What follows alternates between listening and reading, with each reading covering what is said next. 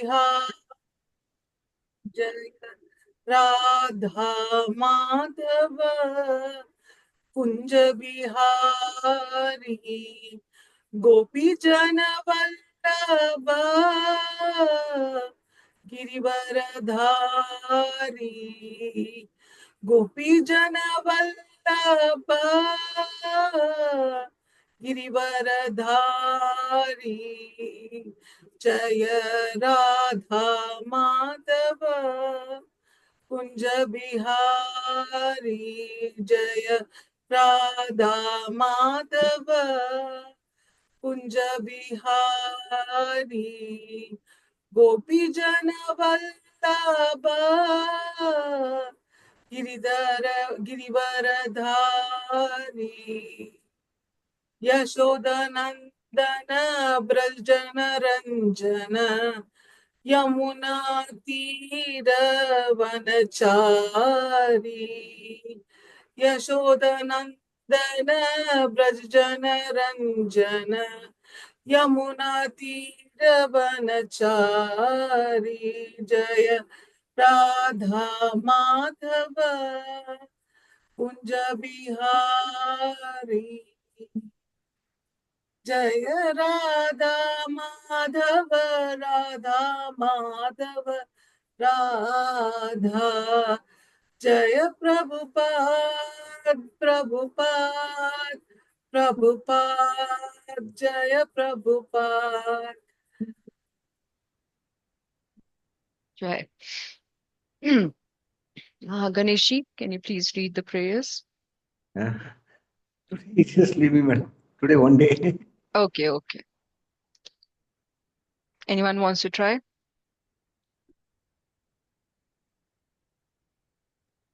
Can I try, Mataji? Yes, you can. Om Ajnana-timirandasya Jnana-jalasalakya Chakshur Unmilitan Yena Tasmai Shri Gurave Namaha Shri Chaitanya Manobishtam Sthapitam Yena Bhutale Swayam Rupa Kadamahyam Dadati Swapadantikam Namo Vishnu Padaya Krishna Preshtaya Bhutale Srimate Bhakti Vedanta Swamin Iti Namine Namaste Saraswate Deve Gauravani Pracharine निर्विशेष शून्यवादी पाश्चात्य देश तारिणे वंदे हम श्री गुरु श्री युतापाद कमलम श्री गुरुन् वैष्णवं च श्री रूपं साग्रजातं सहगण रघुनाथन्वितं तं सजीवं सद्वैतं सवधूतं परिज्ञानसाहितं कृष्ण चैतन्य देवं श्री राधा कृष्ण पादान् सहगण ललिता श्री विशाखन्वितंश्च हे कृष्ण करुणा सिंधो दीनबंधो जगत्पते गोपीसा गोपिका कांता राधा कांता नमोस्तुते तप्त कांचन गौरंगी राधे वृंदावनेश्वरी वृषभानुसुते देवी प्रणमामि हरिप्रिये वाञ्छकल्पतरुभ्यश्च कृपा सिन्धुभ्य एव च पतितनां पावनेभ्यो वैष्णवेभ्यो नमो नमः जय श्री कृष्ण चैतन्य प्रभु नित्यानंद श्री अद्वैत गदाधर श्री वासादि गौर भक्त वृंद हरे कृष्णा कृष्ण कृष्ण हरे हरे हरे राम राम राम हरे हरे हरे कृष्ण माता जी Hare Krishna. Narasimharthi.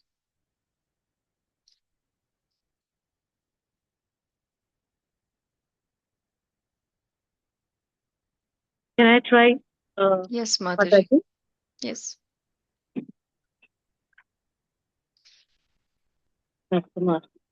Namaste Narasimhaya प्रह्लादनाददायिने हिरण्यकाशीपूर्वक्षः शिरतङ्कानकालाये इतो नृसिंहा परतो नृसिंहा इतो नरसिंहा परतो नरसिंहा यतो यतो यामि ततो नरसिंहा यतो यतो यामि ततो नरसिंहा बाहिर्नरसिंहा हृदये नरसिंहा बाहिर्नरसिंहा हृदये नरसिंहा नरसिंहमदिं शरणं प्रपद्ये नरसिंहमदिं शरणं प्रपद्ये तव करकमलवरे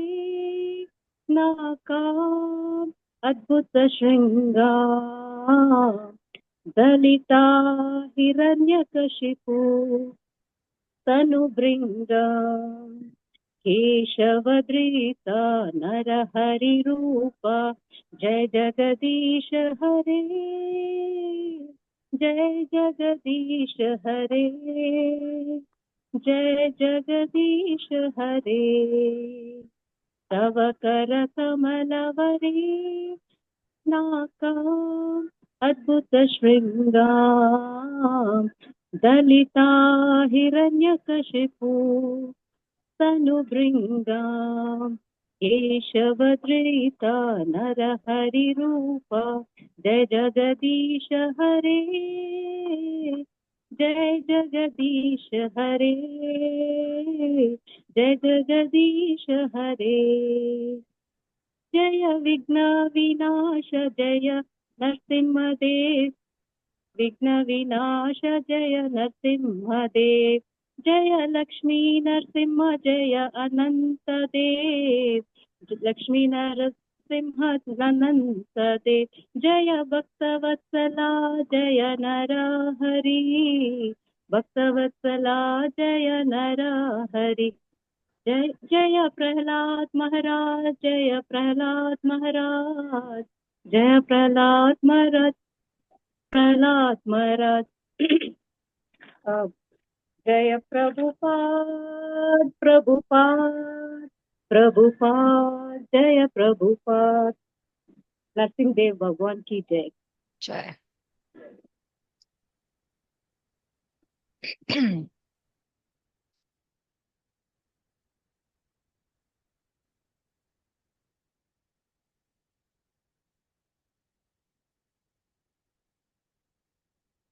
Hare Krishna. All of you are able to see my screen? Yes, Mataji. Okay.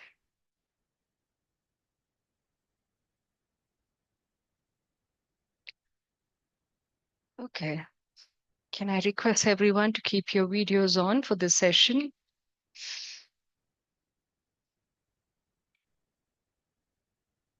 Okay, please keep the video on for the entire duration of this session.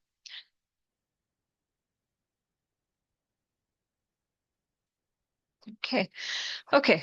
Today we are in the fourth sitting on our Bhakti Vriksha discussion. Okay, and the topic today is very interesting, something all of us go through in every day of our life, suffering, right? Something or the other keeps happening, and we keep wondering, why does this happen only to us? So today we are here to understand what's leading to these sufferings, the different things that we go through, what is leading to those sufferings, and is there something called as happiness, perfect happiness? So that's our topic for today. Okay, so before we start, is it true that all of us are going through situations in life, some suffering or the other? Are there anything that, if you, even if you don't want to go into the details of it, at a very surface level, what are the kind of sufferings you deal with or happy situations you deal with, and something that has really made you, completely happy or very sad recently?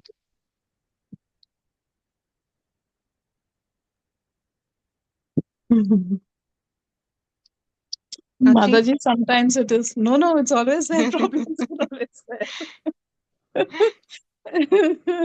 There are all different problems at different times. Sometimes finance, sometimes relationships, Yes. sometimes the thoughts like, why people behave like that.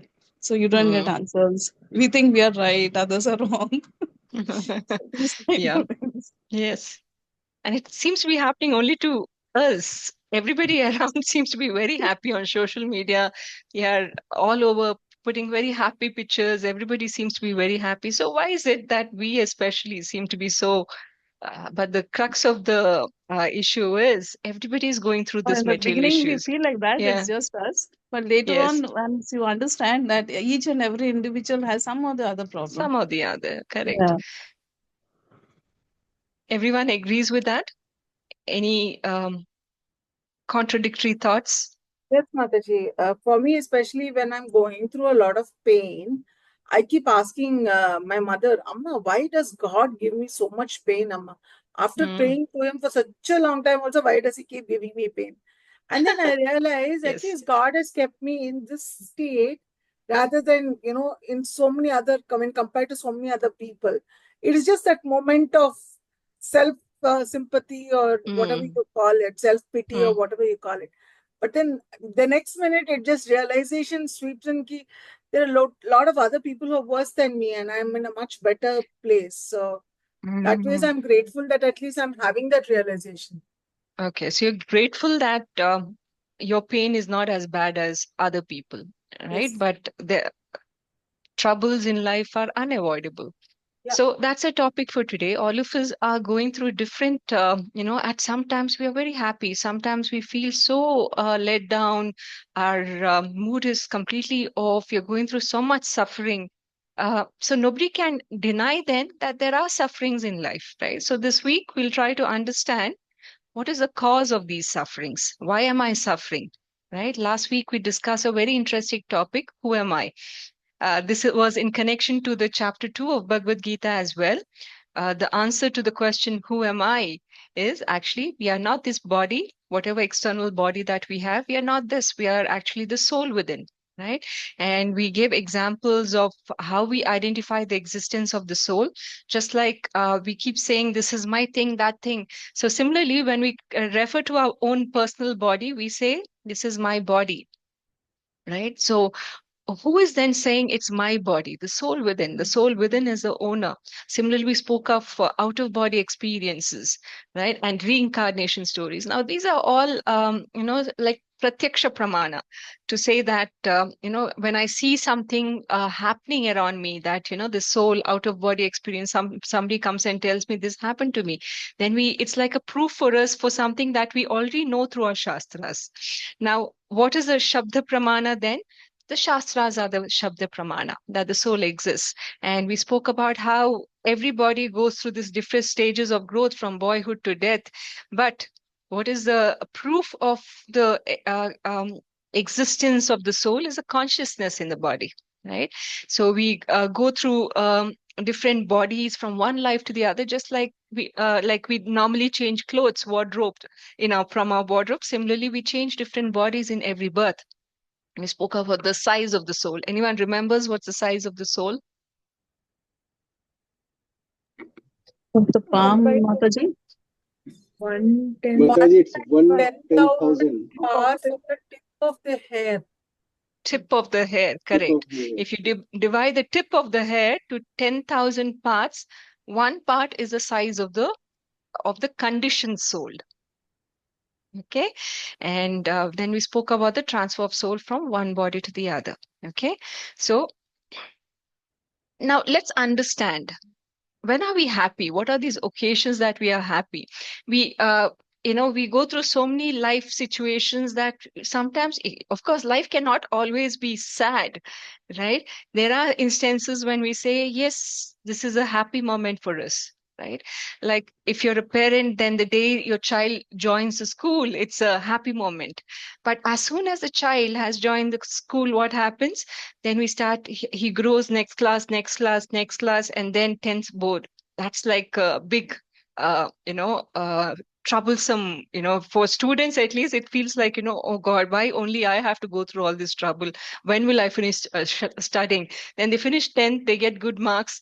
Then they say, okay, this is a joyous moment, right? Then 12th board.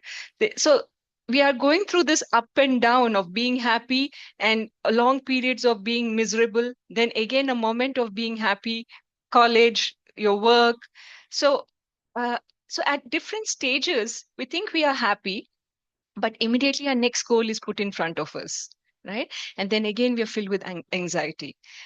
In fact, this feeling of being happy is so momentary and so fetal. It's in our culture, especially the elders of the family, the older women of the family, if they see a group of children laughing too much, too often, they might just stop the kids and say, don't laugh too much. If you laugh too much, then you'll have to cry later, right? So even as we are, if we are truly happy, we are thinking that this happiness is going to end very soon, because the elders are aware that happiness is not a continuous forever kind of situation. So they are also scared to be truly happy. They're thinking about what if something bad really happens and then we stop laughing. So don't laugh too much. So everyone is happy.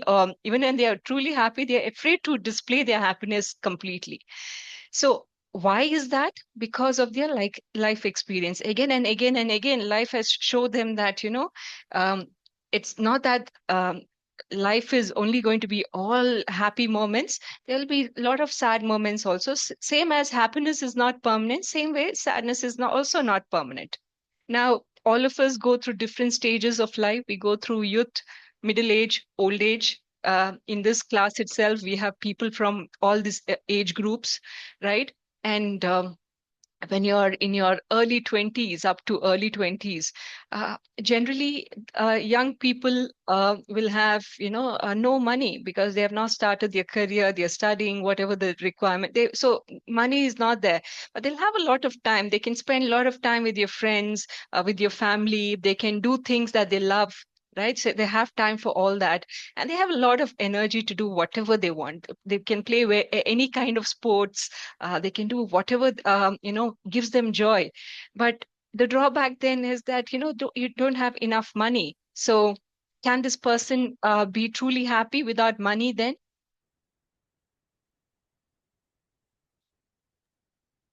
Is it possible to be happy if you have a lot of time and energy to do whatever you want, but you don't have money? Can this person be happy completely? What if they need some nice shoes to wear, but they don't have the money to afford it? So there will be some pinprick to say, oh, I wish I had these things, right? So even a youthful person is not really happy. Then as they start working, they get money. Okay, middle age, they have enough, some amount of energy, not as when they were youthful. But what happens as you keep working, working, working, then we reach a point to say that I don't have time for anything.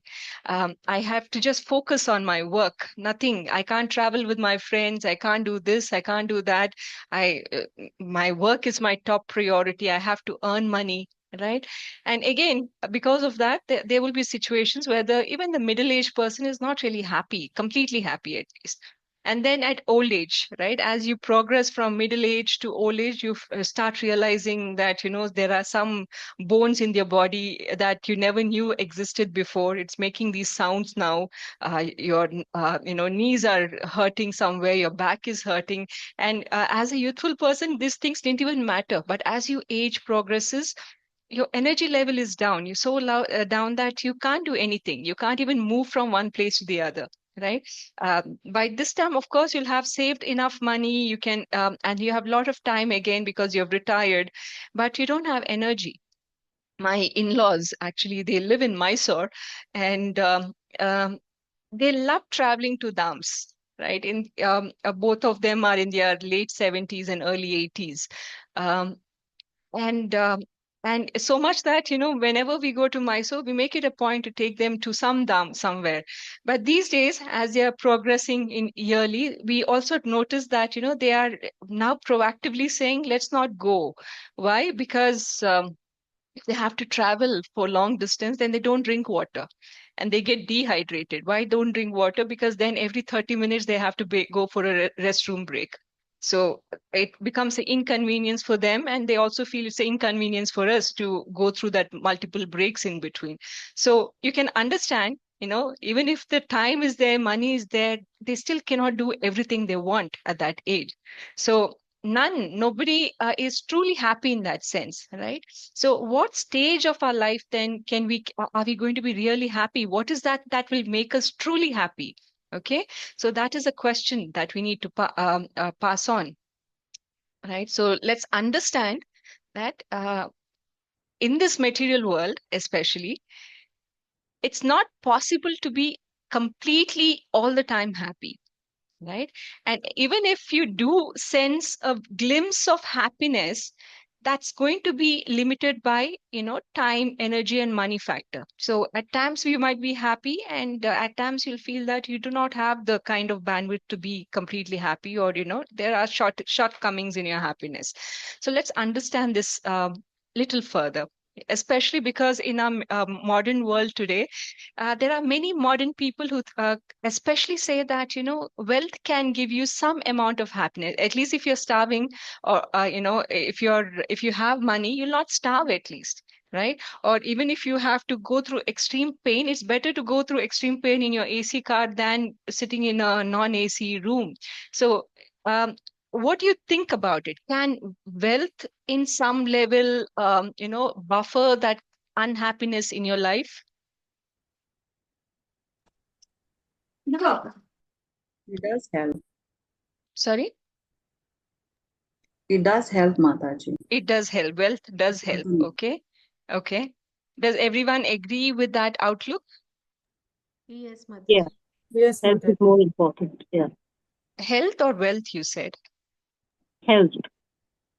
Okay. You're saying health is more important than wealth. But without wealth, how do you manage your health? So first is health, Mataji. And Okay. slowly we go. So With you're saying wealth, we health can't will do make you wealth more is happier than wealth. Okay, understand. we Okay. have wealth, but what is the point in not having health? Yes. Yes. Yes. With So, health today, we can make wealth. yes. We can at least So do for some some things people, with. for some people, wealth is a highlight that can make them happy, and for some, health is what makes them happy, right? And for some, it could be neither of them. It could be something more like power, position, fame. Right? There are many people in our public space today, politicians, leaders, who are especially doing what they're doing because of the fame and power that comes along, right? So that makes them happy. So despite all these other factors of age and time and energy, people still manage to get happiness out of these three large scope in something else that they're doing, right? So now people may say happiness or not, I don't know, but at least if I have wealth, then I'll not be as sad. I'll not have problems like no shortage of food. I can't go where I want. So shouldn't we at least try to be materially happy at some level then? What do you think? Does Krishna consciousness say don't focus on material welfare at all?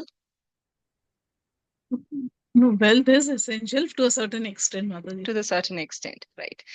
That's correct answer, and that's answer I But was be also content. looking for. Yeah, Yes, but we should also be whatever is very possible. aware that wealth Be cannot content. give you. Sorry, Mataji, repeat that.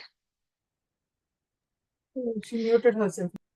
Okay, so we should also be aware that as we go through this, wealth, no wealth, health, no health kind of debate, of course, all of them are important, right? Even wealth is important, and wealth can, and since we are talking about materialist people today, and most materialistic people today, most of the people spend 80% of their time just on procuring wealth, right? So the question then is, if I have, say, at least if I'm a 30-year-old and I have 1 crore in my account, will that make me happy?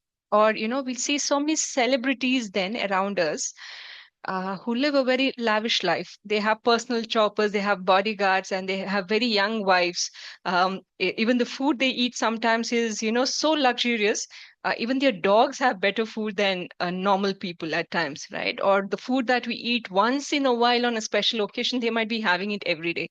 So that's how, when we look at these external things, it might look like maybe being a rich person is my goal in life, right? Ambanis, the lavish parties they throw, the rich people they interact with, the guests they have. If you look at all those luxuries, you might, some people might get influenced and say, I want to be if not Ambani, at least at some level close to his manager, or, his personal assistants, that kind of wealth at least. So some people might have goals like that as well to keep them motivated and happy in life, right? But on the flip side, like most of you said, right?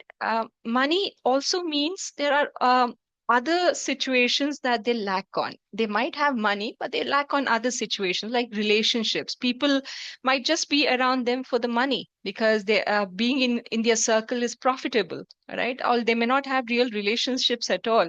Or even if they, if a rich person is constantly given a certain kind of respect and in that case, they will expect that always, that, if a chair is not given to them, or they're not addressed first in a meeting, then it becomes that can anguish them. So there's a lot of arrogance, entitlement that comes with that kind of wealth as well. Right. So I'm talking about the flip side as well, because it's important to understand that not everything is green just because it looks nice on the other side of the fence. As we go closer, you will see challenges, right? So even the most happiest person is not really happy. And especially when there is wealth, there are other things, especially in material world, or in Kali Yuga, wealth means presence of, or when you see people hoarding a lot of gold, a lot of money, a lot of material things around them, that means Kali is there. And when Kali is there, Kali Purusha is there, there is klesha, or certain type of disturbance in also naturally there, right? So richness does not ensure peace. It does not mean peace of mind. Like, at least if you're doing all this money, you're working so much, God, and you have the peace of mind, at least then it's maybe worth it at some level. But it's known fact that even rich people are not really happy, and we have examples of this from our history as well, right? Hiranya and Kashipu. He desires the most gold and women, and hence the name Hiranyakashipu, right? So even for him, he had all the wealth he wanted, right? And the wealth, the power of Hiranyakashipu was such that at the time of Ramayana, it said that Narada Muni showed Ravana the nose ring of Hiranyakashipu. And this nose ring was so huge that it was like a small mini mountain, right? So rather, Narada Muni wanted to remind Ravana that you were this mighty and huge as Hiranyakashipu, and still the avatar of Lord Krishna, who is Narsimha, managed to kill you just like that in a flash of a moment. How then do you want, and now that you're not that huge, your energy has reduced. He's still strong compared to the kings of that time, Ravana, but he's not as mighty as he was when he was Hiranyakashipu. So Narada wanted to remind him that your nose pin itself was so huge, and Narsimha destroyed you. So as Ravana, what hope do you have, right? So imagine he had the most amount of wealth and any woman he wanted, right? And ultimately, his anger, lust, and greed that led to his non-existence, right? Similarly, his brother Hiranyakashipu, he also met death. Both of them are mighty brothers, lot of wealth and power, but he also met his death in the hands of Varahadeva. So history is showing us again and again that just because you're having material, materially well endowed, does not mean that you'll be happy. Now, these qualities of greed, avarice, hoarding is not limited to people of asuric nature alone. We have there are many pastimes even within the Devatas where they were impacted by this. This is whole pastime of Krishna. After he defeated Narakasura, Krishna and Satyabhama together, they defeated Narakasura, and they freed the 16,000 princesses, right? So at this point, there was a certain jewelry, earring, and a certain umbrella of Mother Aditi. Aditi is the mother of all the demigods. So to intentionally humiliate Indra, Narakasura had taken this earring and the umbrella from Mother Aditi to just show him his place, to show Indra his place. So when Narakasura was killed, Krishna personally went and got back this umbrella and earring and gave it back to Mother Aditi. Right. So when this happened, Indra was all praises. He was ready to surrender to the lotus feet of Krishna. He said, how can I do? What can I do? How can I serve you? All these questions. Right. Krishna said, it's okay. It was Mother Aditi's anyway, so I'm returning it to her. It's like restoring her pride again. So after this happened, as they were exiting Swargaloka, Satyabhama noticed this, what is that? Parijata tree. Parijata is that nice fragrant jasmine-like flower. So she wanted that Parijata tree in her palace in Dwaraka. Right. And she told Krishna, can we take this tree and go to Dwaraka? So Krishna was, yeah, sure, we can take it to Dwaraka. So he was about to dislodge this tree and carry it along with him to Dwaraka. Just then, the Indra, same Indra who said few minutes ago that you're the mighty, you're the supreme, I'm ready, you're the best. The same Indra comes and questions Krishna. Right? He says, why are you touching this? These things belong to heavenly planets. Few things need to stay back in heavenly planets. This doesn't belong to me. So you cannot take it. So Krishna had to defeat Indra and then take that Parijata tree with him. See what prestige money does to people. It immediately flips them, right? It is a perfect example of being bewildered by power and fame. Right. So this is what having things or how opulence around you can do to any kind of person. Right. Indira, though he's a demigod himself, even he could not handle having all that opulence, such that even the Lord who helped him a few minutes ago, he started questioning him. Right. There was a similar instance of Samantaka jewel as well. So this Samantaka jewel is actually belonging to Surya Devata. So once he gave it to one of his dear devotee, and this devotee's name was Satrajit. Satrajit, yes. And this Shamantaka jewel was so potent that every day it would produce 100 kgs of gold. Right. And wherever the Shamantaka jewel is present, there's no natural calamities, there's no diseases, there's no enemies. So Surya Deva, pleased with his devotee, Satrajit, he gives him this Samantaka jewel. And when Satyajit, when he came, Satyajit was one of the smaller kings in the Yadava dynasty. So when Satyajit got this Shamantaka jewel and he came back to Dwarka, it said that he looked almost like the sun god himself. And since Krishna knew about the properties of this Samantaka jewel, he said, why don't you give this Samantaka jewel to Ugrasena? Ugrasena is Krishna's grandfather, because Ugrasena was a ruler back then. He said, instead of being with a small king, if it's there with the king of the whole Yadu dynasty, then the whole dynasty will be all opulent, no calamities. So it's beneficial that way. So the only clause is whoever has his Shamantaka jewel must be very virtuous and pure. Only then the Shamantaka jewel works, right? But Satrajit refused this offer. He said, no, this belongs to me. Why should I give it to anyone else? So once his younger brother, he took this Samantaka jewel, he gave it to his younger brother, and this younger brother went on a hunting. So, and it said that this younger brother was killed by a lion, and this lion took the Samantaka jewel from the younger brother. Right. And from there, from the lion, another great character called Jambavan. Jambavan is the same person who is there in Ramayana. Right. He supported Rama and he was advisor of Rama in the Ramayana war. So this Jambavan, he was living in the same forest. He fought the lion. The lion was ripped apart, very gruesome. And he took the Shamantaka jewel from the lion. But somehow, when Satrajit got to know that his brother had not come back from the hunting spree yet, and they went looking and they found the dead body of the younger brother, Immediately Satyajit doubted Krishna because Krishna had asked for this Samantaka jewel and he had refused. So somehow he accused Krishna that Krishna must have killed my brother for this Samantaka jewel. And Krishna did not take that blame lying down. What he did, he went searching for the Samantaka jewel, and he followed the traces of the footprints. He found that the lion must have taken the lion. From lion he could trace the footprints of Jambavan, and like this he walked and he found a cave.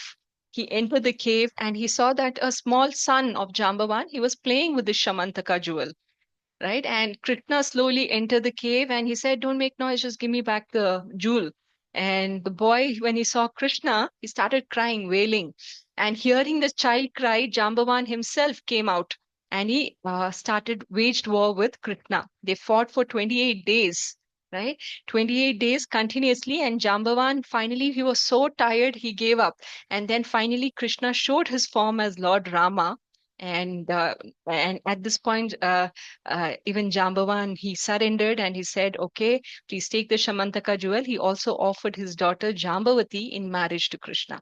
So like this, Krishna, when he returned to Dwaraka, he returned this jewel to Satyajit to clear his name.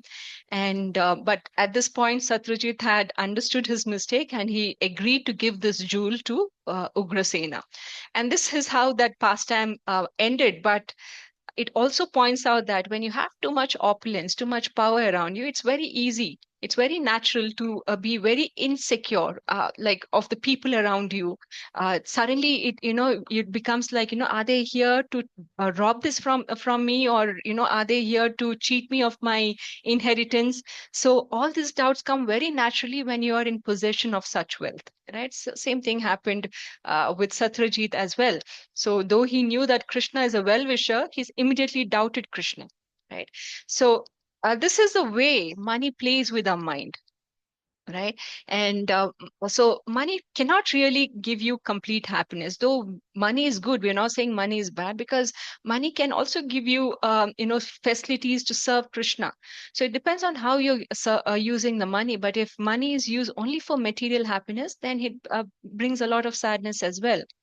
Now, in our Sanatana Dharma, we were called as Vedic civilization. What does Vedic civilization mean? So it means that whatever we do, could be work, could be family life, education, whatever it was all centered around the Vedas. So Vedas comes from Krishna. So Krishna is telling how to live, how to work, how to treat women, how to treat elders, how to treat the demigods. So everyone, somehow or the other, they involve the Shastras in their day-to-day life, right? So they are all Krishna consciousness at some level. But today, what is happening is our culture is shifted from Vedic civilization to money civilization. So which means to say that now, if whatever we do does not give us money, it could be education, it could be, like a doctor's or medical profession. It's like a barter system. What is there in this for me, right? If it's not profitable, then why do it? So similarly, hospitals, we'll see that poor people can't afford hospitals anymore. Hospitalization means bills in lakhs. Something that could have been done with few thousands maybe is going to lakhs. Why? Because everyone, even hospitals, are run like organizations, because there's no sense of Vedic knowledge or awakening. They always want to know, is this profitable? Is this organization profitable? So even the doctors are focused on making money. So that is why poor people, even they refuse to go to hospital, even if they are unwell. But that is not really the problem of the hospital. It's not, because if every one of us are that money minded, then even the organizations around education, hospitals, schools, whatever it is, even they have to be money minded. Because if something comes free, like this Bhagavad Gita class, nobody has much regard for it. Something that's coming free, they'll say, if I can, I'll join. There's no value for the knowledge. There is value if there's a price tag on it, right? So that's the mindset of people, the money civilization, right? So we should be aware that anything that's focused around money, because money is focused on Kali. So Kali brings a lot of klesha, right? And hence there's a lot of unrest in our society because of the focus of money that we have. So with that, let's try to understand what are these kleshas and what are the different types of miseries that one goes through. There are three types of kleshas or miseries. Now, these miseries are Adhyatmika, Adi Bhautika, and Adi Dhaivika. Let's understand each of it. Adhyatmika klesha. Now, these are miseries or kleshas that's caused by one's mind or body. Okay. Sometimes the living entity, they suffer bodily, and sometimes they'll have mental distress, and both are Adhyatmika klesha. Okay, so mind or body. Sometimes, your own mind bothers you, like something that should have been happened like in next couple of days, and you're already worried that I'll not be able to do it, or will I pass this exam, what if I fail. So all these stress, the thoughts that keep bothering you, as even those are adhyatmika. So it's stress caused by our own body or mind to self. Okay. And in a context to that, we should understand what is the impact of Adhyatmika Klesha just by these numbers. These are the numbers from the suicide rate in United States as captured in 2021 and 2022. And these are numbers that are coming from the mental health organization, okay, National Institute of Mental Health. So you can see that for every 1 lakh or 100,000 people, 14 people commit suicide, right? And this number increases every year. I'm sure this number is much higher this year. So every 1,200 youth are attempting to commit suicide, and 1/10 of them are successful. So that is a kind of people who are committing suicide, and how? Because of the mental stress, right? America is supposed to be a dream country for many Indians. As soon as they finish their post graduation or graduation, everyone has these dreams of going. But the state of this country that we dream to go through is also going through so much adhyatmika klesha. So this again proves the point of happiness and being rich have no connection, right? There's no correlation. So let's talk of uh, if you talk further on this. So how can you think of few examples of adhyatmika kleshas that you go through regularly? Something that is caused by mind or body?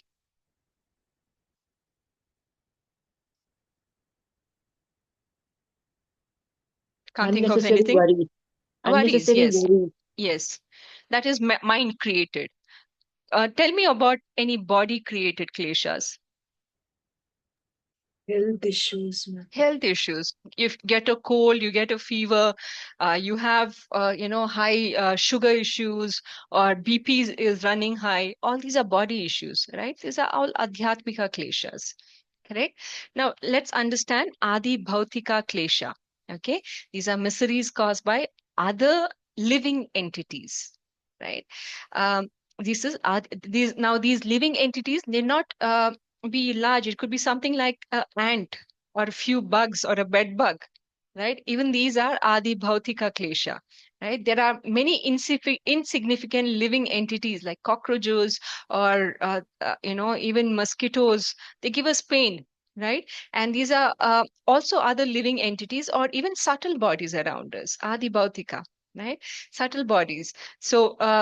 So these are other living entities who are born on a different kind of planet and give us miseries. It could be that, right? So Adi Bhautika is that. So recently, when there was a corona pandemic, that was caused by a virus, right? Coronavirus. So even that can be Adi Bhautika Klesha.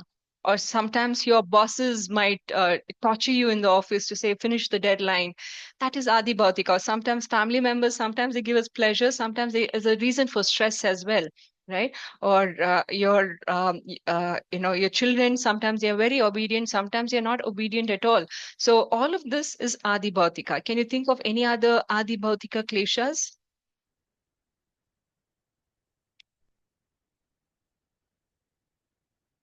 A natural calamity. Natural calamities are not, because it's not caused by another living entity, Okay. right? We'll talk about that. Like something like Corona, COVID kind of a Yes, disease. yes, yes, yes, Mataji, all of like that. school homeworks and that all. Sorry, Prabhu, repeat that. School homeworks and projects. uh, if it's done because somebody is torturing you to finish it on time, then yes, that is Adi Bhautika. But if it's because you're stressing yourself on time, and then it's Adi Adhyatmika. It depends on who's causing the stress to you, right? Mataji, what? Mataji, peer Yes. pressure. Yes. Sorry? Peer pressure. Peer pressure. Yes, that is Adi Bhautika. Right? But peer pressure can be, again, peer pressure could be self-induced versus somebody actually troubling you with the pressure, right? Yes, it If can it's be. self-induced, yeah, it could be either, depending on who is causing the pressure, Hmm, hmm. right? But you get the gist. There are some troubles, that kleshas that come from within us, and some from the jivas around us. Like in the night, if you hear the dog constantly barking in the night, then it's Adi Bhautika, and you're not able to sleep because of that. That's trouble, right?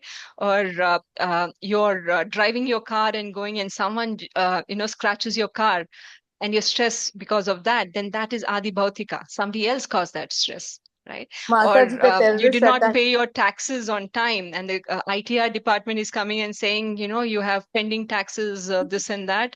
Adi Bhautika. Okay, sorry. Tell that, Mataji, again. Terrorist attack which happened. Terrorist Recent. attacks. Yes, Adi Bhautika. Okay, now let's talk about Adi Dhaivika Klesha. This is what Jayalakshmi Mataji mentioned, earthquake, cyclone. So now these kind of kleshas happen on a large scale, right? And or everyone is impacted, right? It could be earthquakes, tornadoes, thunderbolt, forest fire. We had a forest fire in US recently.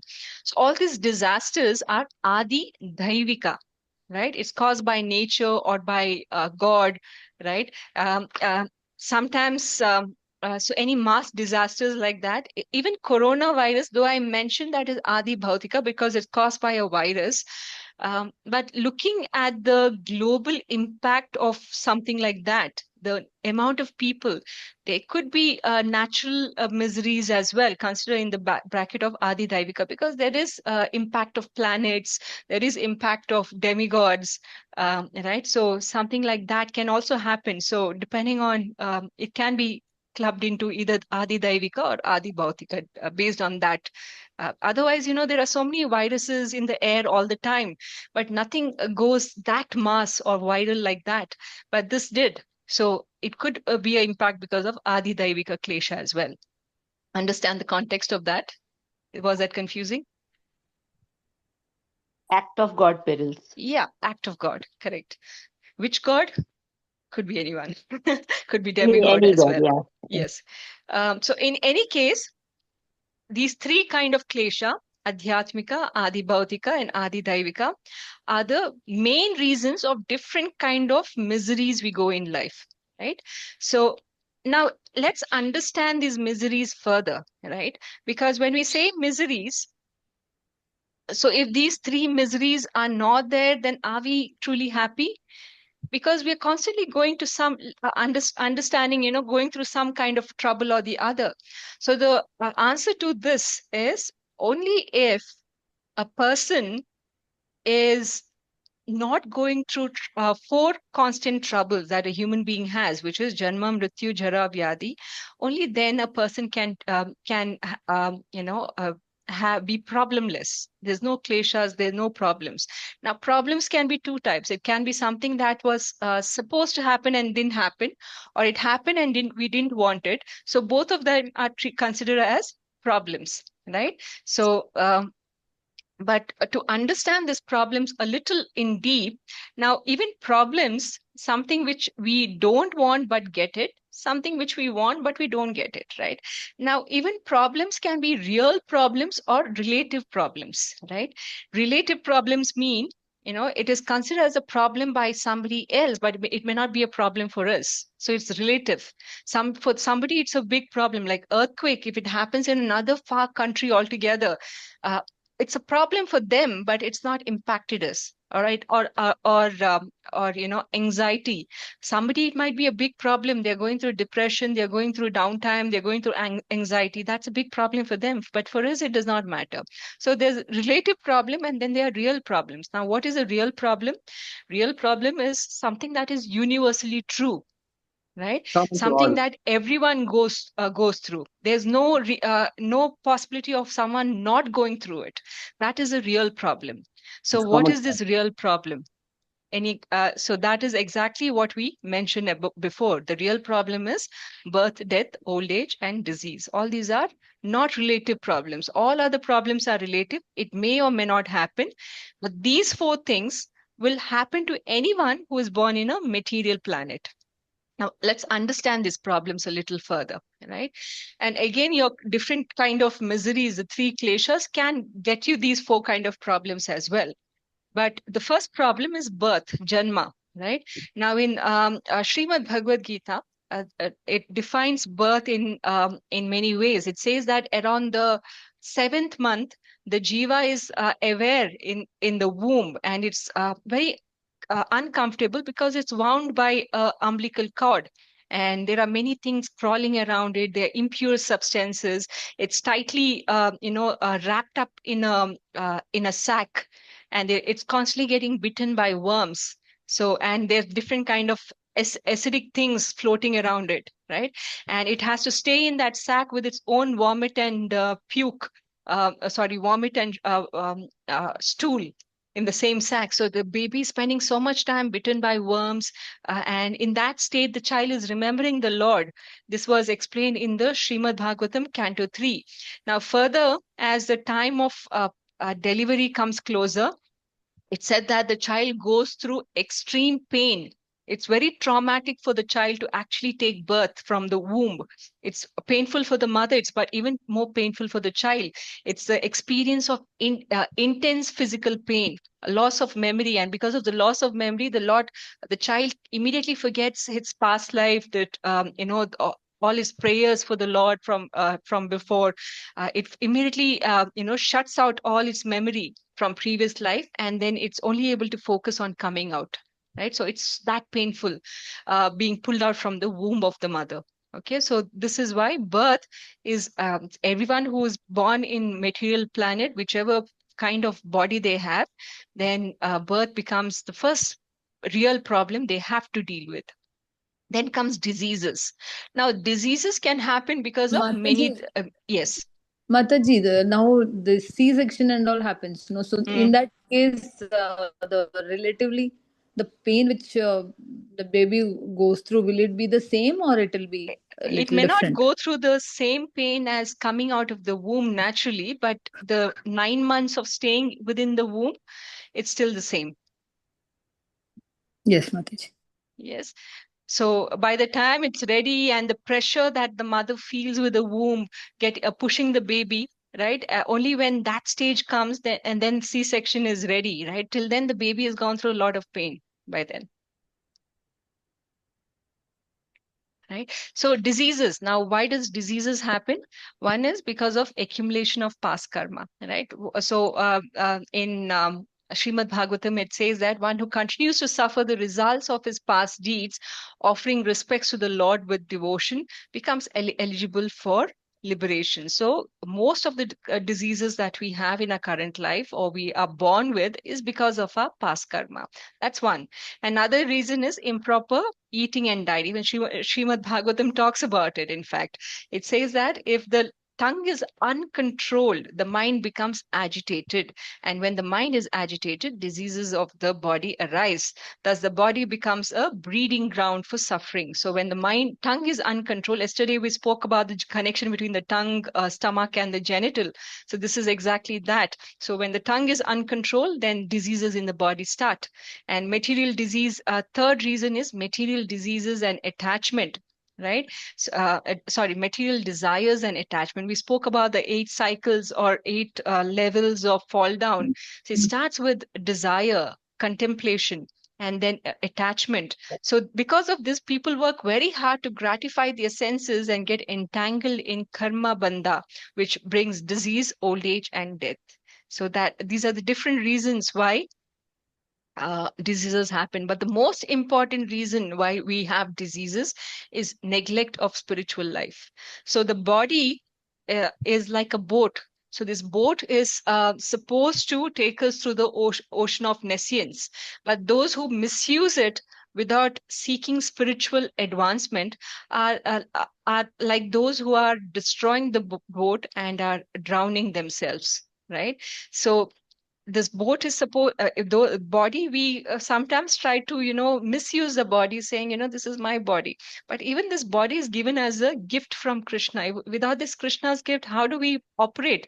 How do we take care of ourselves? So what Krishna has given to us, we return it back to Krishna at the end of it.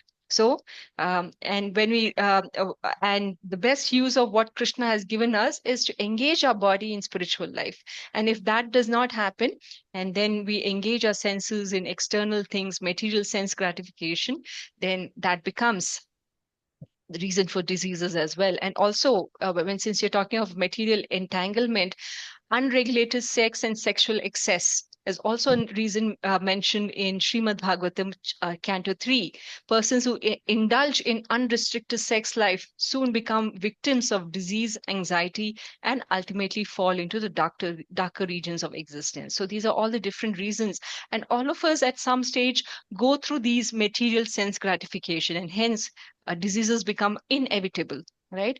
And now it could be a common cold or it could be a fever, right? Even if it's not a major disease where you have to be hospitalized, some common things like this, like headache, tooth pain, all this keep happening. So we can't really claim while diseases are there that we're truly happy, right? Then is old age. Now, old age is something, Srimad Bhagavatam, especially the 11th canto, goes in much detail. It talks of old age as such. It says that in old age, the mouth becomes toothless, and the digestive fire is weakened, and the old man is forced to eat food that is bland and tasteless. His vision fails, he becomes hard of hearing, and his body trembles, and his breathing is labored, and his memory fails, and his intelligence becomes dull. He constantly coughs and suffers from various ailments, and surrounded by family members who see him as useless. He feels lonely and humiliated. This is what Srimad Bhagavatam explains as the old age, the phase of old age. He is mocked by children, neglected by family, and gradually becomes dependent, immobile, and mentally disturbed. So this is how old age is defined. And in old age, there's suffering because you can't eat what you want. Your body is aching. There's loss of appetite. And even if you eat so little, your body is shriveling. Your energy levels are dipping. So in this, so this way, your three kapha, vata, pitta, it's very very disoriented. So everything is very difficult, right? Thus, the man who engaged with uncontrolled senses in maintaining a family dies in great grief, seeing his relatives crying, and he dies most pathetically in great pain and without consciousness. This is what Canto 3 and Canto 11 describe as old age. So no one really wants to get old, right? That is the crux of it. And everyone who lives up to that age has to go through all these conditions that we define as old age, the symptoms. So everyone somehow is trying to avoid getting that old, and the doctors are constantly giving, do this, do that, aging, exercise. Nothing seems to be working, right? So people our scientists do so many things. They have achieved so many innovations, go to moon, sun, but nobody has been able to say that today we have successful in stopping old age or death. So what use is all this innovation, because it's not even able to solve the four main problems of human life. It's only killing. In fact, all the bombs and atoms they are creating are only further killing people versus protecting life. So anyway, today, because of all the technology, we have increased the span of life, which means to say old age is something that will happen to everyone. And in old age, no one is as beautiful as they were before. They are just like shriveled raisins by then. right? And they just have to go through the phase of, the children trying to criticize them, not, they're not given a respectful position, because at some point the children who are grown with materialistic tendencies, they start thinking of parents as, like a burden. So that will also happen. So old age is something that we can't avoid as well. And then comes death. So everyone who is born has to go through death, right? He so death by itself is very painful, right? Because one goes through extreme fear at the point of death. Just like Ajamila, when he saw the Yamadutas approaching him, he was filled with extreme fear. And also, it's not just fear of death, it is also the physical and subtle pain that one goes through. When Yamaraja and his servants, they take the subtle body out, it is very painful, right? And the body at this point has gone through a lot of physical pain because of different diseases, and the air within the body is all disturbed, and and they are carried out like criminals or animals by the Yamadutas. And he's dragged by Yamadutas over a long, fearful road full of pain, scorching heat, and thorns. So that's how Yamadutas are described. So overall, everyone has to go through these pains. In Garuda Purana, actually, it is described in the Garuda Purana, one of the ancient Vedic scriptures. It is mentioned that death is extremely painful, and the dying person experiences a pain that is equivalent to 40,000 scorpions biting simultaneously. That's the extent of pain because of death. So if everyone then is going through these 4 stages of trouble, then and hence we say that material life cannot be claimed as a happy life, because everyone goes through it. Then we need to understand why these sufferings are happening and how to be truly happy. Is there a state of truly being happy? So that's the answer we'll try to get now. Is there a possibility of being truly happy? But to understand this, first we need to understand the difference between spiritual world and the material world. Now, you might all heard about in 15th chapter of Bhagavad Gita, we speak about the inverted banyan tree.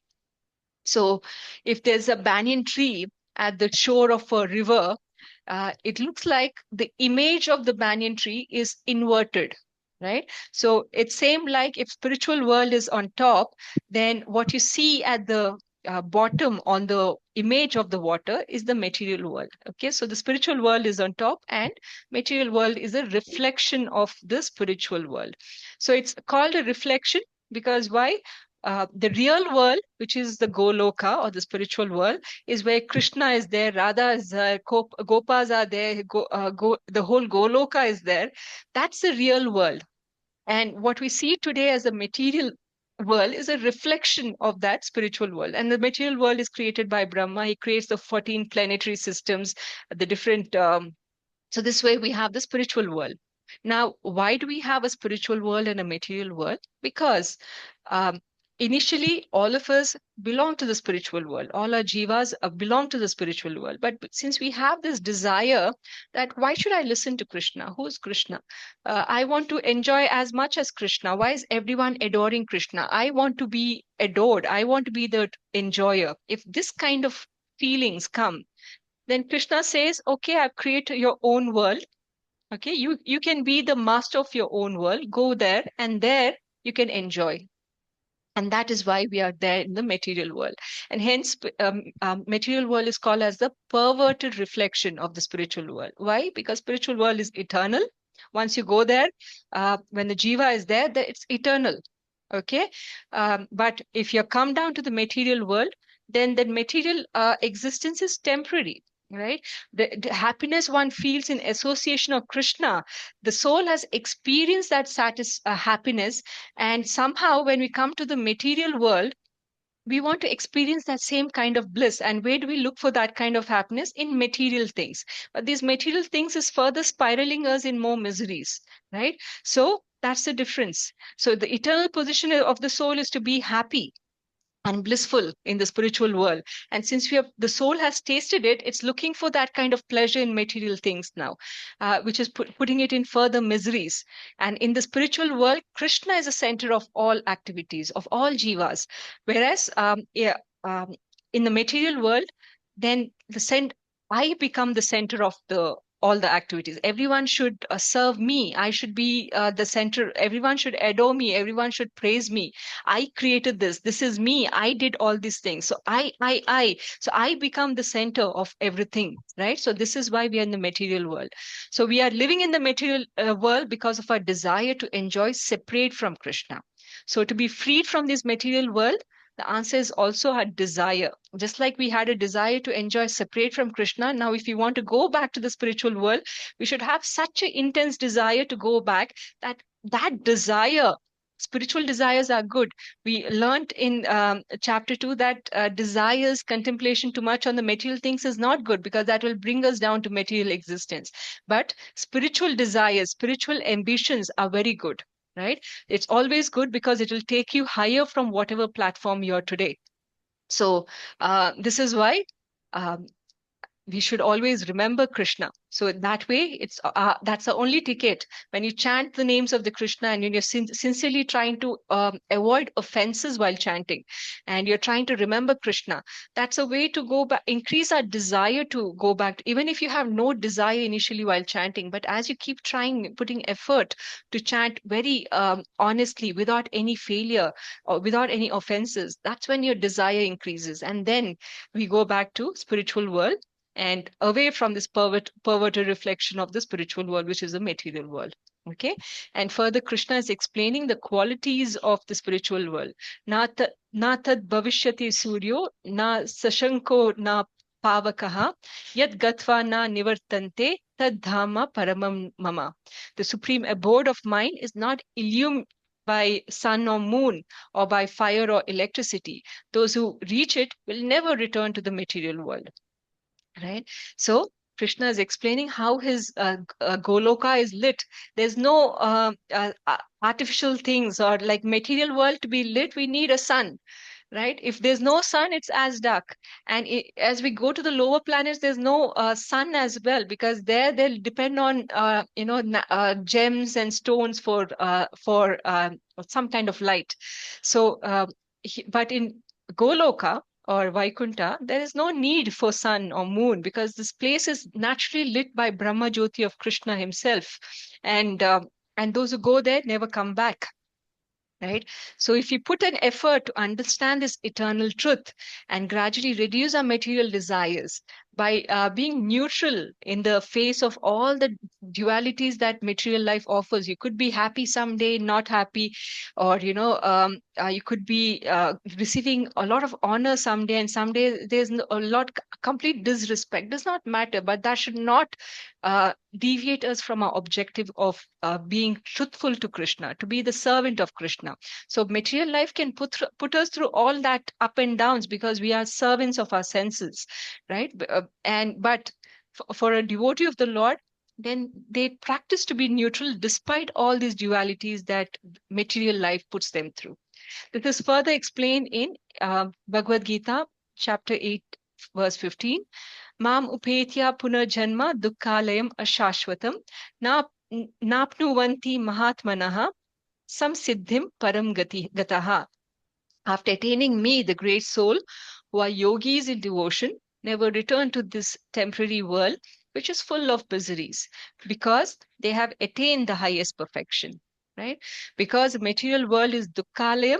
Dukkhalayam is a place of miseries, ashashvatam, temporaries.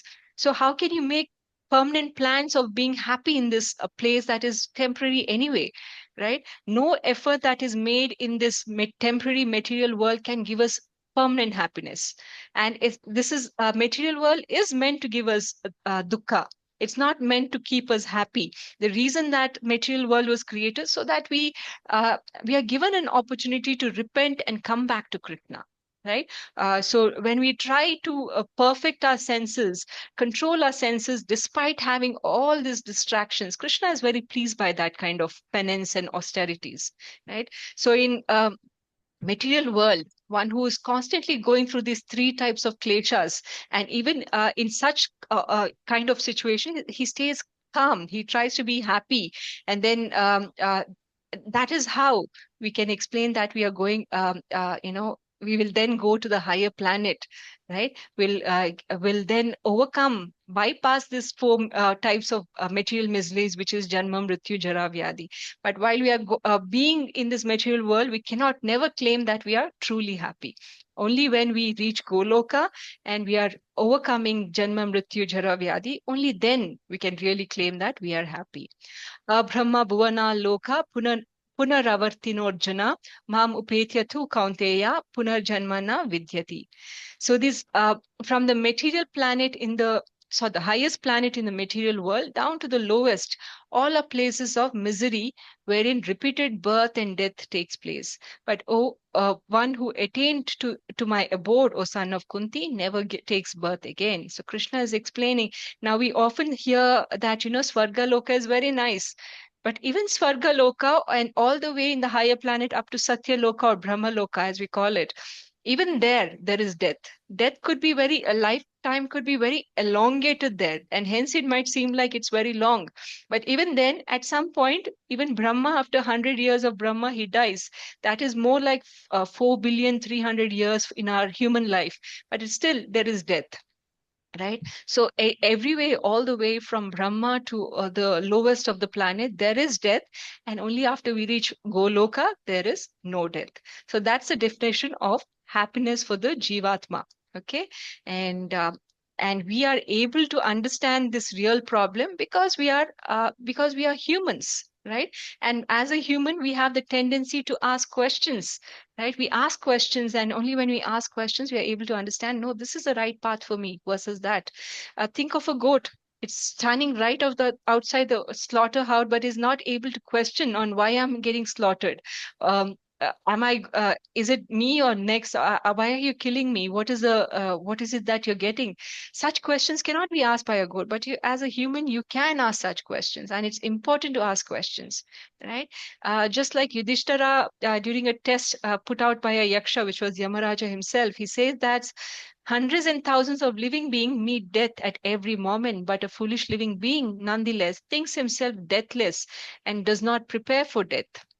This is the most wonderful thing in this world. How then, how is it possible that we are constantly forgetting there are people dying every day, but still,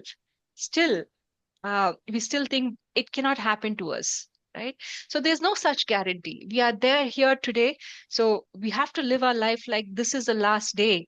If I miss this opportunity, I'll never be able to call out Krishna's name again, right? If that is the mood, then we'll put our honest effort today instead of saying I'll have 10 more years, I'll have 15 more years. No, nobody's guaranteed that. We are here today, but there's no guarantee that 1 year from now, 5 years from now, 10 years from now, we'll still be there, right? There's no assurance of that. And it's very clear in the way Yudhishthir Maharaj explains in his answer to Yaksha, right? So we should be aware that whatever time we have on this earth, whatever age group you belong to, start putting your effort today, right? That's the only way to assure your eternal happiness. Meanwhile, in your material life, there will be happiness and sadness, and nothing is permanent. Everything will keep changing, right? But happiness that one achieves by returning back to Goloka, where there's no Janma, Mrityu, Jara, Vyadi, that's the real happiness.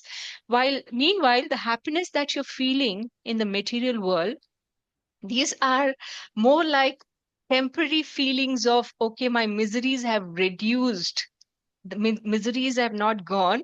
These are temporary feelings like of, miseries may have, one misery has reduced, so I'm feeling a little happy. But miseries can never go. In fact, the happiness in material life is defined like this. This is actually a way in the medieval German and the Viking countries, people used to punish these petty thieves or people who do small time something that was against the law. So what they'll do is they'll dunk the head of this person in a big can of water. They'll hold the head down so long that the person feels breathless and almost feels I'm going to die now. And in that, and then at that point, they'll bring the person out for a few seconds, then dunk him again underwater. So the definition of the happiness for this man who's getting dunked is that few seconds when he's outside the water. right? Similarly, a sensation of happiness in this material world is like the person who comes out of water for a few seconds. Okay, I'm happy now, and then again goes back to getting dunked, so he's back to his miseries. So we are always in misery, right? And that few seconds that we see of happiness when we get out of water, that's what we are calling happiness, but that is not real happiness. Okay, so we should be aware of that. And happiness then is what? Happiness is going back to Goloka, where it where the soul has an experience, because it has this experience of going to being in Goloka, being the grass under the feet of Krishna, or being the rock on which Krishna has sat, or being that flower that Krishna has plucked and given to Radha, or being that peacock that's singing nicely, dancing for Krishna, or the cow which Krishna has taken as a cowherd boy, or the Gopa boys who Krishna plays with. So different souls have different roles in Goloka, and the soul has experienced this, and because of it, it has that urge to go back. Right, all this listening, that the classes that we listen to, it's a way to awaken our soul back to our God consciousness, for our love for Krishna. And in the association of devotees, when you constantly listen about Krishna, the soul gets awakened to that past source of joy, and it's craving for more. And that is why some devotees, they can't stop listening. They'll attend every class possible because they want to hear more, right? And that's a good way to awaken our internal soul to the higher consciousness. And when our consciousness is such awake and our senses are in full control, then we have a ticket back to spiritual world. Similarly, but in the meanwhile, we are nothing more than fish out of water, right? Our real habitat is spiritual world. We are spiritual entities. We have no identity outside spiritual entities. But meanwhile, because we have a desire to enjoy on our own, we are in this material, but we are nothing more than fish out of water here, right? So our effort then should be go back to spiritual world. Okay, Jay, we'll end the session here. I'm open for any questions you have.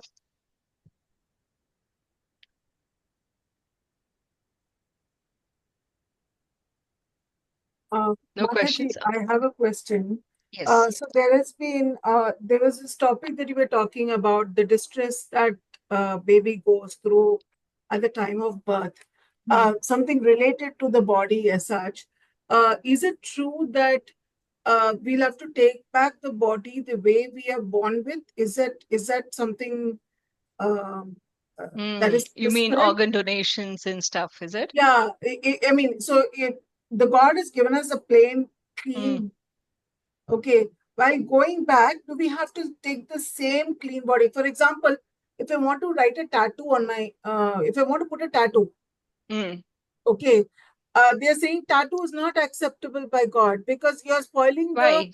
I mean, body that is given by okay. God as such with a thing like. So my question was, what about surgery scars? Okay. That's all okay, Mataji. These are all battle scars, as we call it. So Right? I mean, It does that not is deviate you from Krishna consciousness. If it does not deviate you from the ultimate purpose, then your body that Krishna has given is also going through diseases and old age. So should we always have a baby body while going back? That can't be possible because body goes to deterioration. That is all okay. That's all external. And regarding your question on organ donation, there are different theories on it. From a Vaishnava perspective, this is what my understanding is. Okay. So if, let's say, another Vaishnava needs a body, and we know that this organ donation is going to be helpful for this devotee to continue being a Krishna conscious person, right? They are well worth receiving this organ because they will use it right. Even charity should be done in the right mood and consciousness, and to be done to the right person. You can't give charity to anyone, right? What if that person who's receiving a charity is not eligible to receive a charity, and they'll use this organ just to do materialistic things, and then uh, the donation is not put to good use, right? So we should be very careful. Donation is good, but it should be done to the right person, right time, and the right place. Okay. Right. So that's my perspective as a Vaishnava. I wouldn't want to give my body organs to someone who's going to drink, who's going to engage in all materialistic tendencies. I love to give it to a devotee who will continue serving Krishna in whatever means he can. About, In fact, Jayapataka Swami Maharaj even propagates that. There was certain statement he made saying that Vaishnavas, you should, right? From a material perspective, people have certain ideas that, give your eye organ donation. And as you go further in Bhakti Krishna consciousness, it also talks on that level. It says that if you're not able to do pure Bhakti, right, then at least be a nationalist. If you can't be a nationalist, at least try to serve your society in any way you can, right? At least you're trying to do something sattvic. There will be reactions, that's another conversation. But at least if you progressively do things in a sattvic manner, not considering the outcome and all that, then eventually there's a hope for you to go back on the path of bhakti. okay. Right? So if you're Krishna consciousness, try to donate to a Krishna conscious person, right, who will further propagate it. But if you're not Krishna consciousness and you still want to donate, do it in the attitude that is karma yoga. You're doing without attachment to result, right? Just like if you're not bhakti yoga, then be a nationalist, just do some social service, join an NGO, do some service, right? It's lower levels of being in sattva guna, but at least it's better than not doing anything at all. What about those bodies which are donated for medical research and stuff like that? Do they meet this even if they're Krishna conscious? I would not have any, of course, it's Krishna's gift, so we should return it to Krishna in that sense. There is requirement of that, but I don't think Krishna will hold, if somebody's body is given, because the soul is going back to wherever it goes. The body is anyway, not. Not important. Yeah, it's disposable. It's not that Krishna is going to be this, I gave you this now. Anyway, even if the body goes back to Earth and it stays in Earth and it's still on Earth. It's still within the planet, right? It's not dissolved. Or what if there's a bomb blast? I The agree. body is gone. So why put our head so much on what we cannot control? Put on Absolutely. head into what we can control, so that way you don't have to worry about all these other details. We see there are principles and higher principles and lower principles. Higher principle is bhakti yoga, right? If bhakti yoga is not possible, then we can start thinking on the lower principles. But here we want to discuss higher principles. There are primary and secondary rules are there, but they are not do or die kind of situation. Primary situations must be followed. Now secondary are, you do it, you can, but as long as you're not abusing what Krishna is giving, then it's fine. Got it, Mataji. Thank you so much. Hare Krishna. Hare Krishna.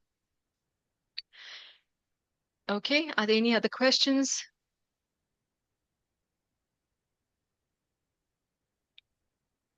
Any realizations, anything that you want to call out from our discussion today? Something that stood out for you? Can I request everyone to be on video, please?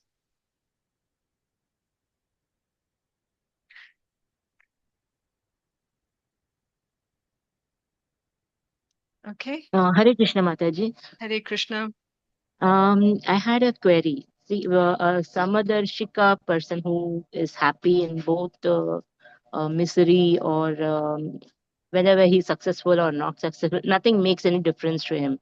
So for him, the definition of happiness must be different, or because his ultimate goal is to go back to Goloka, so it comes back to the same thing. It boils down to the same thing.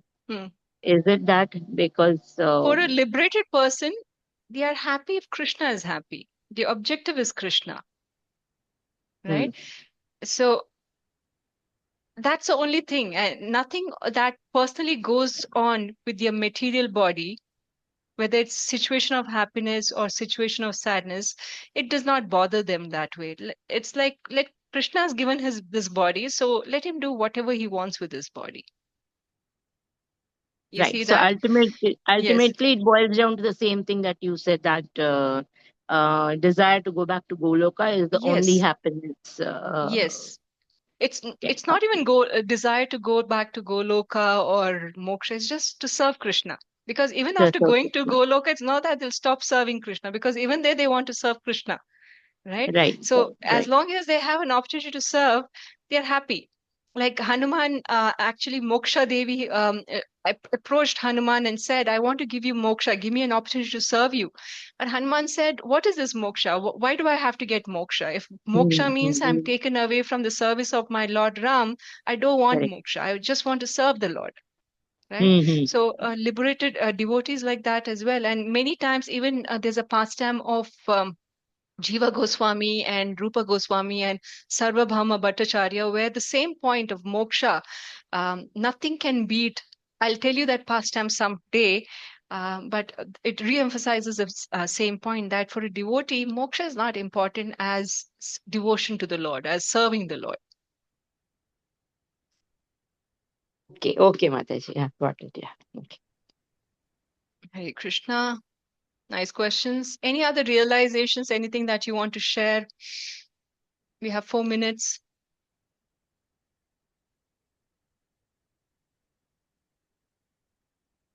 No realizations.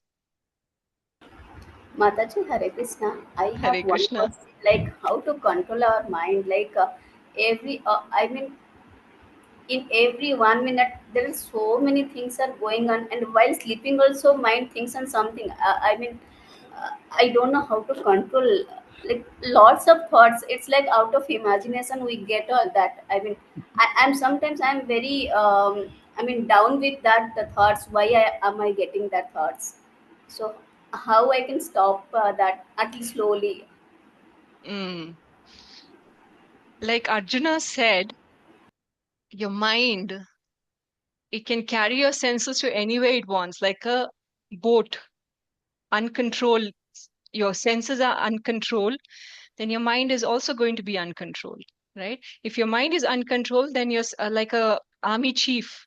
If he um, orders his army to say, follow me, do this, do that. Yes, sir, I'll do just that. Right?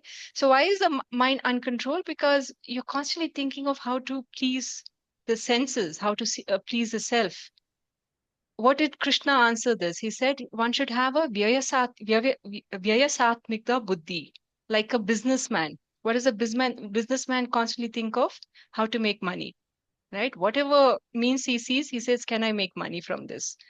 Similarly, a devotee should have vyayasayatmika buddhi, how to please Krishna, right? If you can make that objective, that this operation, that this thing that I'm doing is of no use because it's not going to please Krishna. It might please me, but Krishna, I don't know whether he's going to be pleased. So if you're constantly thinking of Krishna, so engage your senses, not just for the few hours that you're listening to classes, or few hours that you're spending with devotees. Not just that, even otherwise, even when you're alone, you have to practice to control the senses. Why? How? Take a book and read about Krishna instead of keeping the TV on all the time, listening to news. Listen to news. Nobody's saying material knowledge is not important or current affairs are not needed, but we'll have to control these tendencies.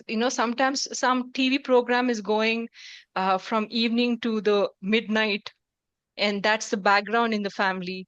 So what happens? Naturally, the mind is thinking that's the default thought. In fact, once this is something that happened almost 15 years ago. We had this big TV, like this giant LED TVs that people usually have. And it was pretty new, and the warranty was just kind of over. And one day it just stopped working. So, and we had to visit Belgaum to meet Bhakti Rasamra Swami Maharaj. And these thoughts were going in the back of my mind because I'm spending so much time, even when I'm cooking, instead of listening to some lecture, I'm listening to the news, or instead of, listening to some kirtan or something, I'm listening to some song somewhere, something is happening background unconsciously. So we asked this question to Bhakti Rasamrita Swami Maharaj. All these distractions are constantly there. So what should we do? Should we maybe TV? We'll buy a new TV, and then maybe we'll use the TV only for listening to mayapurtv.com, or will not listen to anything else. He said, if there's a source of distraction, then the distraction will come, right? Just because it's there, there will be distraction. So he said, see, association of devotees is important. Why? Because you get to constantly hear about Krishna. Association can happen virtually as well, right? You and me talking today is a virtual association. Similarly, when you're associating with people where people are shouting on top of each other, or some extreme emotions are playing in the background, that is also association. Though they might be doing a drama, that is also association, right? It's impacting your mind unknowingly. So even if the TV is there, and the time that you're supposed to engage your senses in Krishna, if you're spending on some mindless entertainment like this, what is the result? Because your senses will get distracted, because you're constantly practicing to keep your mind restless and engaged. Right? So the answer is, try to disengage. How? By engaging them in Krishna consciously. Serve Krishna. Sorry, for Krishna, yes. Serve Krishna. We are born to serve Krishna. That's it. Jay, any other questions? Nice question, Mataji. True, Mataji, as you said, whenever your mind is like distracted, I recite Hare Krishna mantra, it calms me down. And, over a period of time, you actually forget the issues if you keep repeating it. At least I have experienced that. It's not forgetting, but you prioritize something else more than what you going It's like through. the Yes. other things shut down when you're just Mm. concentrating to say the Yes. mantra, right? The other things automatically shuts Yes. down. So you're That's trying an to be experience. neutral to other material situations Yes, around me and by only chanting. concentrating Yeah. on it, Yes. and you won't realize over a period of time, like that issue you've forgotten, Yes. and your mind calms down, and you also start looking things in a different way, and Correct. it takes a different direction altogether. Yes. It's Yes. like, Thank you. I think when we were children, our parents said count 1 to 10, something like that. But here Yes. it's to please God, right? And we have to Yes. reach Goloka, so 1 to 10 won't help us. So we have to pray to Him.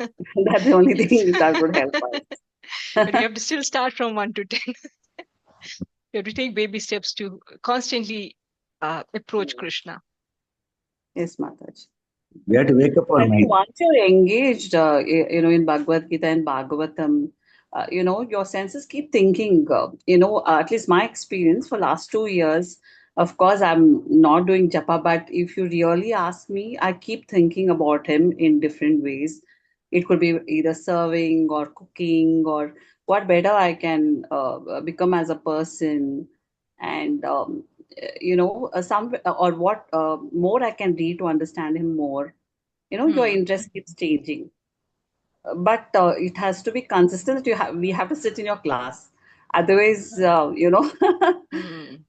I'm not sure about others, but I think people can get Yes. Like distracted. we're But reading sometimes Srimad it's very Bhagavatam important. yesterday. We spoke about the pastime of how Arjuna, he was a little bewildered knowing about the disappearance of Lord Krishna.